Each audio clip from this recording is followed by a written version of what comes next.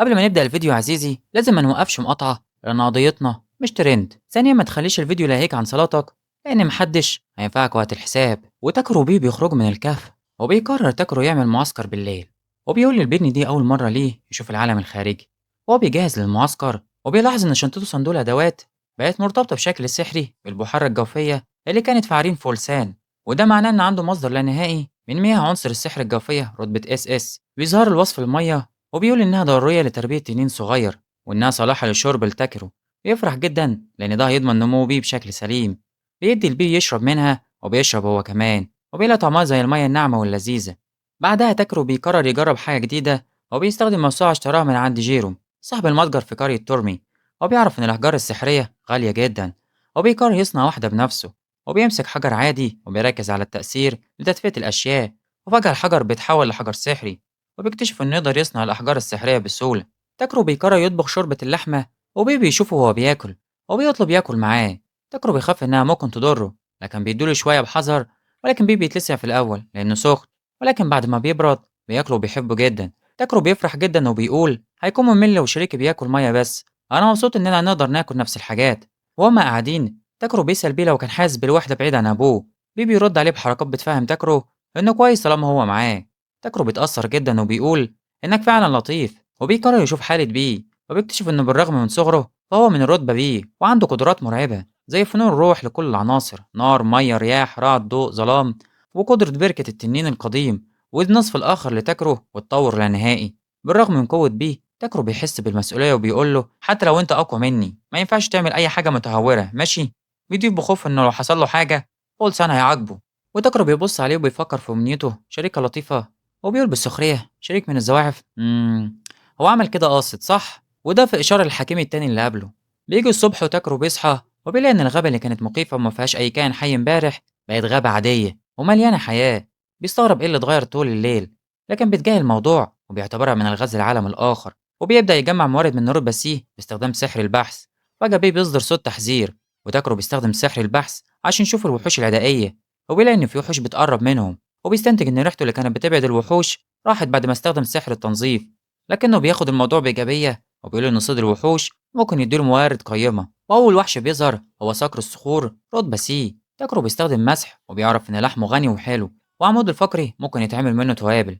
بدل ما يخاف بيشوف الوحش كمكون طعام لطائر وبيقول مقارنة بفلسان شكلك ما يخوفش. وبيبدأ القتال وبيستخدم سحر الدرع وإبر الجليد وبيهزم الصقر بسهولة. بعدها مباشرة بتظهر مجموعة من 6 وحوش تانية. ذئب الثعبان رتبة سي، هو ذئب شرس ديله زي التعبان وفيه سم شلل. تاكرو بيستخدم سحر تسريع وتقليل عشان يخفف وزنه وتصلب على دراعه ورجليه وبيقتلهم بمهارة وبيستخدم طول رجليه لصالحه وبيهزمهم كلهم. بعد المعركة بيبدأ يجمع اللحم والموارد منهم. تاكرو بيحس إن القتال المستمر لحد ما يخرج من الغابة هيكون مرهق جدا. في اللحظة دي بيبي يمسكه وبيبدأ يطير بيه. تاكرو بيتفاجئ من قوة بيه وبيستخدم سحر تقليل على نفسه عشان يخفف الحمل على بيه وبيطيروا بسرعة جنونية وارتفاع عالي جدا. لما بينزلوا تاكرو بيكتشف إنهم رجعوا لنفس المكان اللي خيموا فيه امبارح وهو عند حدود غابة الأشجار البيضاء. وبيستغرب من سرعة بيه الخارقة وبيشكره لأنه حاول ينقذه، ولكنه بيطلب منه المرة الجاية ياخده ببساطة لأنه بشري. وهما ماشيين تاكرو بيلاقي في شنطته غصن غريب بيعمل عليه مسح وبيكتشف إنه غصن غير رسيل رتبة اس اس، غصن من الشجرة الأسطورية لكنه في حالة خمول. فجأة بيه بينفخ نفس في منع على الغصن والغصن بيستيقظ وبيتحول لعصا سحرية. تاكرو بيستغرب ويقول إنه مش عايز يبان زي الصحراء. بعدها بفترة بيسمعوا صوت غريب. تاكرو بيفتكروا صوت وحش لكن بيه بيجري في اتجاه الصوت. تاكرو بيلحقه وبيلاقي الإلف واقع على الأرض وبيفتكر إنها اتهاجمت من وحش لكنها بتقول له لأ. فجأة بيسمع صوت كركرة عالي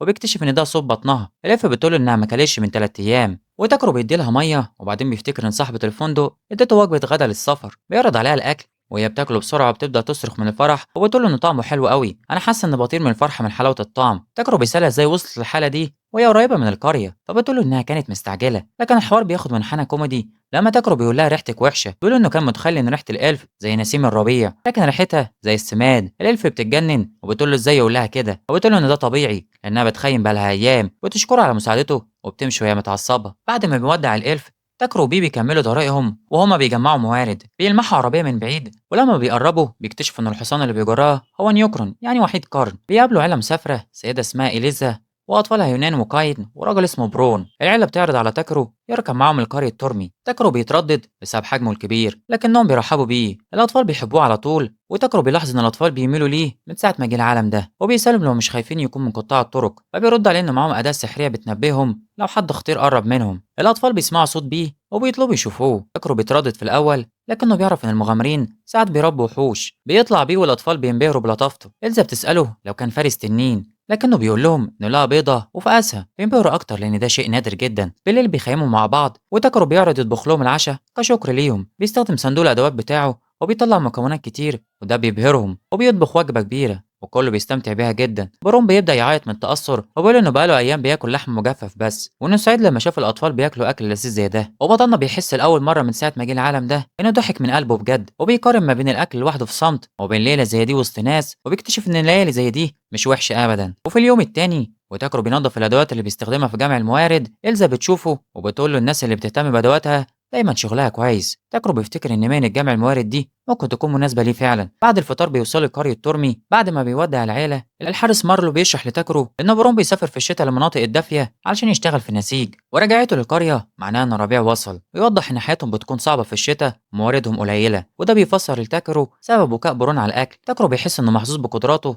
اللي بتخليه يجمع موارد بسهولة. الحارس مارلو بيفكره انه لازم يروح لجيروم صاحب المتجر علشان يسلمه المهمة. تاكرو بيروح لجيروم وبيديله خام المسرل اللي طلبه، وبيحط معاه قطعة من خام المسرل السحري اللي خدها من فولسان عشان يشوف رد فعله. جيروم بيتصدم لما بيشوف الخام السحري وبيقول لتاكرو ان دي حاجة أسطورية. يشرح له انها كتلة من المانا المركزة وان كام قطعة منها ممكن تغني المملكة كلها عن استخدام الأحجار السحرية. تاكرو بيتفاجئ بقيمتها. جيروم بيقول له إنه عنده موهبة وحظ لكنه بينقذه المعرفة والخبرة. عشان كده جيروم بينصحه يروح مدينة اسمها بالقايم. بيوصفها إنها مدينة ضخمة فيها كل أنواع المعلومات، والأهم إن فيها نقابة مغامرين. بيقول له هناك هيقدر يتعلم عن العالم ويبيع الموارد النادرة اللي هو مش بيقدر يشتريها، ولو اشتهر هناك ده هيفيد قرية تورمي. فكرة المدينة الكبيرة ونقابة المغامرين بتعجب تاكرو جدا. تاكرو بيقرر ان هدفه الجديد هو الانضمام لنقابة المغامرين في بالقايم. بيقرأ في كتاب عن النقابة وبيعرف انها منظمة بتدير الطلبات في كل انحاء العالم، وان المغامرين متقسمين لتخصصات زي قتالي ودعم وغيرها. بيحس ان دي فرصة يسافر ويكتشف العالم ويكسب فلوس في نفس الوقت، لكنه بيحس انه لسه عنده حاجات عايز يتعلمها في تورمي. بيقضي ايامه الاخيره في القريه وهو بيساعد اهلها. بيعمل لهم مسحوق مرق من عظام صقر الصخور، وصاحبه الفندق بتديله اكل يكفيه شهر للسفر اللي بالقايم. الكل في القريه بيكون حزين لانه هيمشي، وبتقول له يرجع في اي وقت يحس فيه بالحنين للوطن. قبل ما يمشي تاكرو بيقرر يستخدم قطعه خام المصري السحري اللي جيروم رفض يشتريها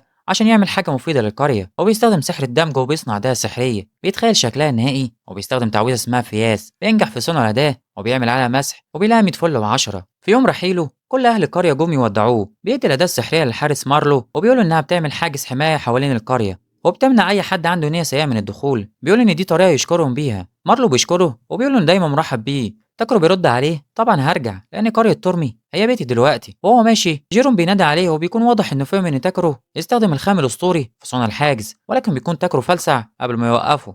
وفي نهاية الفيديو يا عزيزي، فيديو الانمي اللي انت بتشوفه ما هو الا خيال في خيال وبس. سلام.